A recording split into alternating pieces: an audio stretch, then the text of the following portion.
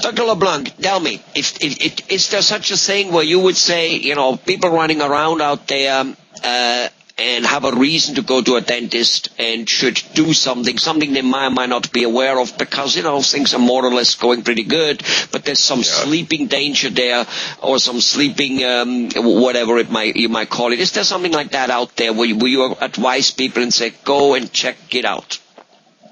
Yeah, there's three big ones, really. Two people already know about.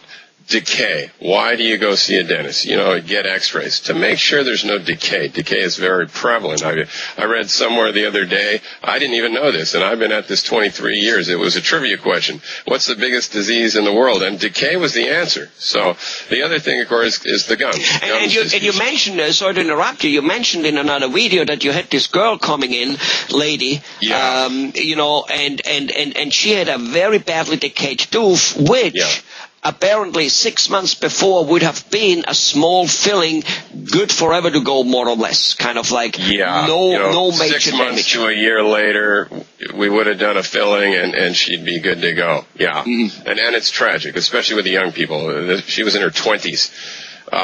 When people in their teens, 20s, 30s come in and they have problems like that, it bothers me.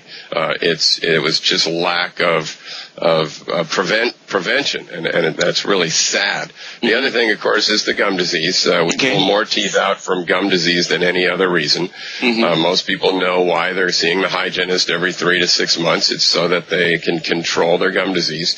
But the third one, the one that I'd like to mention a little bit, is the silver mercury fillings. Even when I graduated from USC 23 years ago, that's what we were doing. That's what we were being tested on. The problem with the mercury, it really isn't that the mercury is poisoning us or causing Alzheimer's. I'll leave that to someone else to figure out.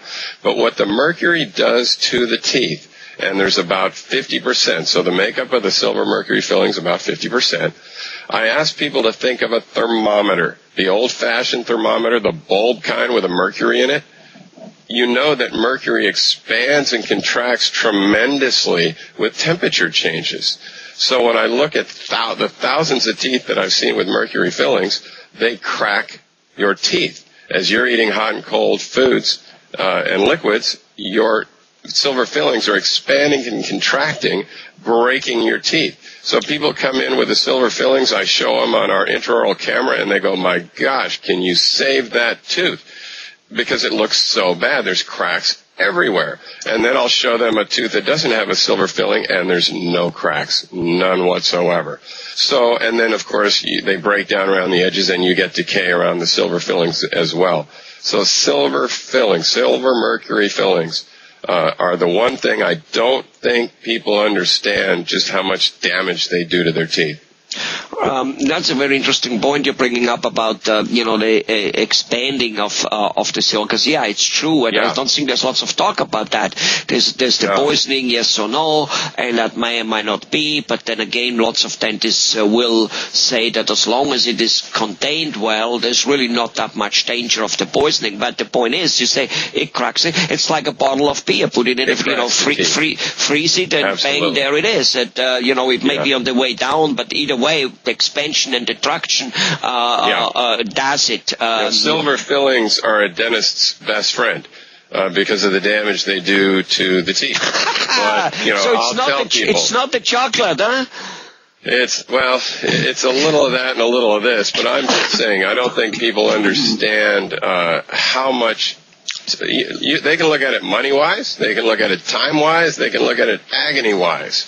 But, get those silver mercury fillings replaced. They will save you time, they will save you money, and that will save you agony.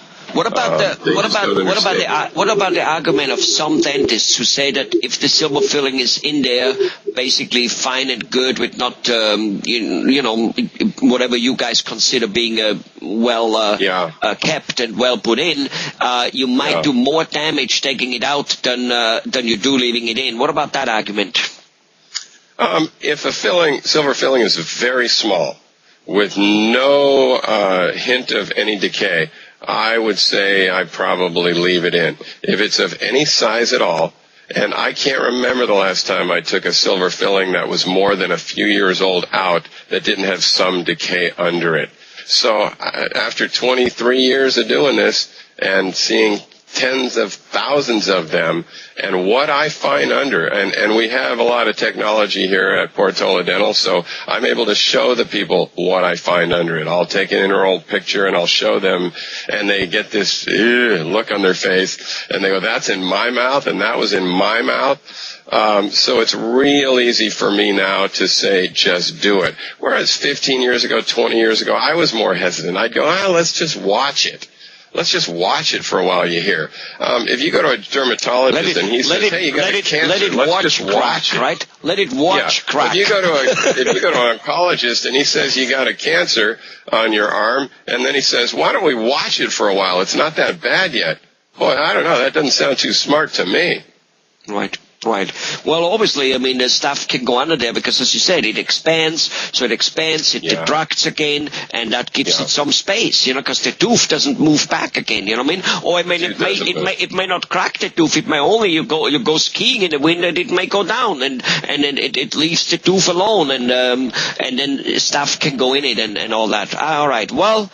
Okay. Well, I still think people should go ski in helmets, so I don't think that affects it. But I definitely should. I definitely think they should go skiing. Definitely. Do you ski? I've been snowboarding lately, Helmut. Oh my God, you must be still very young. All right, bye-bye. At heart.